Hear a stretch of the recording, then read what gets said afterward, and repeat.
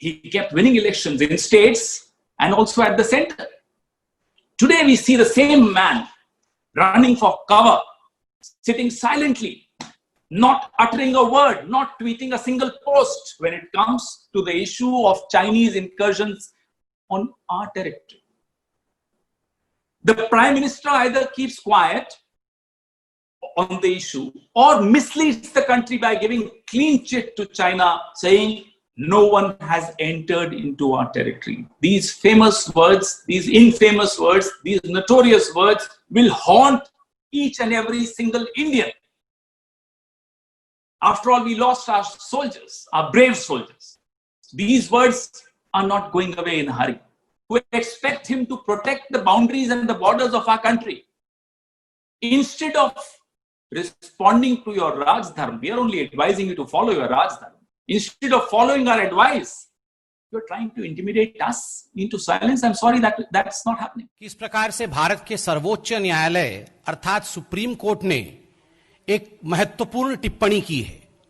एक पिटीशन में जब वो सुनवाई कर रही थी, तब सुप्रीम कोर्ट ने कहा कि हमें ये जानकर आश्चर्य हो रहा है कि क्या कोई पॉलिटिकल पार्टी किसी दूसरे देश के साथ कोई करार या एमओयू कर सकती है।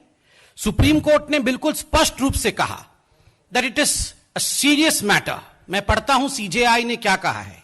सुप्रीम कोर्ट के chief justice S A Bobde ji का कहना था कि that this issue is extremely serious and in our limited experience we have not heard about a political party entering into an agreement with a foreign country.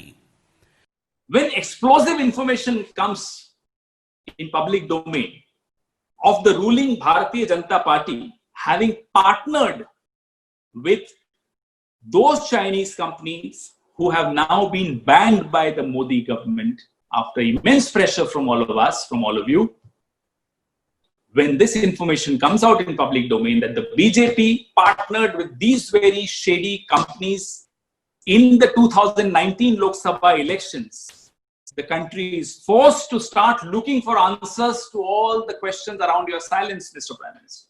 The country thinks that the answers lie in this. We want to ask you, we want you to come clean. आपको याद होगा 7 अगस्त 2008 का वो दिन जब Beijing में मां बेटे सोनिया जी और राहुल जी दोनों जाते हैं और एक बहुत महत्वपूर्ण करार साइन होता है कांग्रेस पार्टी और CPC the Chinese communist party के बीच में। देखिए वहां पर सरकार और पार्टी एक ही है, वहां किसी प्रकार की पार्थक्यता नहीं है, वहां किसी प्रकार का अलगाव नहीं है, एक ही पार्टी है और उसी की सरकार है और सरकार से भी अधिक कोई महत्वपूर्ण है तो वो पार्टी है। तो उसके साथ जो करार साइन होता है, और मेरे पास, मैं दिखाऊंगा नहीं किस मीडिया हाउस का है क्योंकि बाकी सब मीडिया हाउस बराबर हैं, मेरे पास पेपर कटिंग है उस दिन का 7 अगस्त का, और आप देख सकते हैं क्या रिपोर्ट करती है उस समय तमाम मीडिया कि the memorandum of understanding also provides the two parties the opportunity to consult each other on important bilateral, regional and international developments. RSS जो कि एक गैर राजनीतिक संगठन है, उनके चीन से लगातार आदान प्रदान होते रहे। 2009 में हुए, 11 में हुए। हमने प्रश्न उठाया, आपने उत्तर नहीं दिए। बात हो सकता है कोई आपको अपने संबंध उनसे मधुर करने की कोई कारण रहे होंगे। हमें इंडिया फाउंडेशन के जो चीन से रिश्ते हैं उस पर भी हमने कुछ प्रश्न उठाए। महत्वपूर्ण फाउंडेशन है, हाई प्रोफाइल फाउंडेशन है, कोई उत्तर नहीं मिले। कोई बात नहीं। विवेकानंद इंडिया फाउंडेशन जो कि इस सरकार की नीतिगत रीढ़ की हड्डी मानी जाती है, बड़ी महत्वपूर्ण फाउंडेशन मानी जाती है, उसके चीन से इतने घनिष्ठ मजबूत संबंध हैं, वो जग जाहिर है, कोई बात नहीं। लेकिन हर देश के लिए, हर लोकतंत्र के लिए चुनाव बहुत महत्वपूर्ण, बहुत पावन, बहुत पवित्र होता है और बहुत संवेदनशील होता है।